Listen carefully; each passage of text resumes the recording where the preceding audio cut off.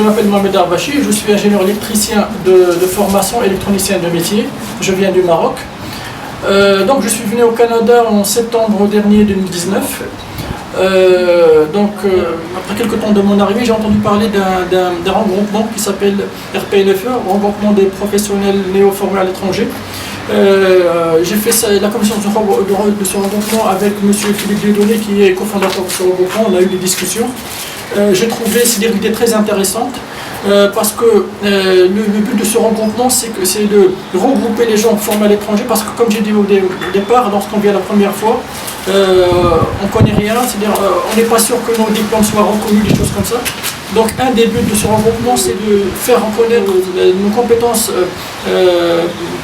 vis-à-vis des autorités, c'est-à-dire faire du lobbying, faire des actions vis-à-vis des autorités.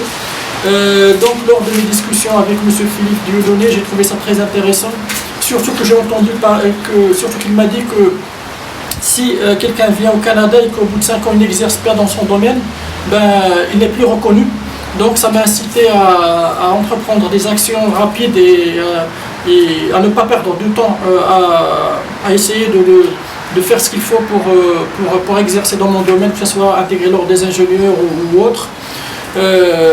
Donc je remercie M. Philippe Dieudonné pour ça, parce que j'ai senti que effectivement, lui étant un ingénieur haïtien, dans son pays, il est venu au Canada, il ne savait pas aussi tout cela, donc il a dû abandonner son métier pour exercer autre chose. Et je sentais qu'il ne voulait pas que les gens qui viennent après lui subissent la même chose. Donc c'était très motivant de ce point de vue. Effectivement, après j'ai participé avec le RPNFE dans ces activités, j'ai fait du bénévolat, j'ai assisté au forum, des choses comme ça. C'était très bénéfique, et les conseils que j'ai eus de M. Philippe Dieudonné, c'était très instructif et très intéressant. Est-ce que vous pouvez donner plus de détails sur votre application à l'Ordre des ingénieurs du Québec? Oui, au départ j'avais le choix et j'hésitais entre appliquer pour l'Ordre des ingénieurs du Québec ou l'Ordre des ingénieurs de l'Ontario.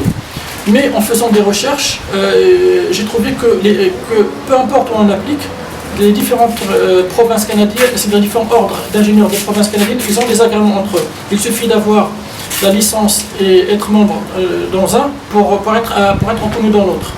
Donc à ce moment-là, j'ai choisi l'ordre pour lequel ça va être plus facile à obtenir la licence, c'est-à-dire à devenir membre. Donc j'ai fait mes recherches, j'ai trouvé que dans mon cas, je suis diplômé, c'est-à-dire j'ai un diplôme d'ingénieur en France, et qu'il y a un agrément, un accord de reconnaissance mutuelle entre la France et le Québec qui permet d'avoir le membership, d'être membre et la licence rapidement. Donc j'ai appliqué pour l'ordre des ingénieurs du Québec. Et effectivement, c'est ce qui s'est passé, c'est-à-dire on m'a demandé des documents, des choses comme ça pour eux. Donc j'ai cherché les documents, et ça a été. Mais au bout d'un mois et demi, j'ai obtenu ma licence. Et maintenant, même si j'ai besoin maintenant d'être membre de l'Ordre des ingénieurs de l'Ontario, je peux demander un transfert ou des choses comme ça. Ok.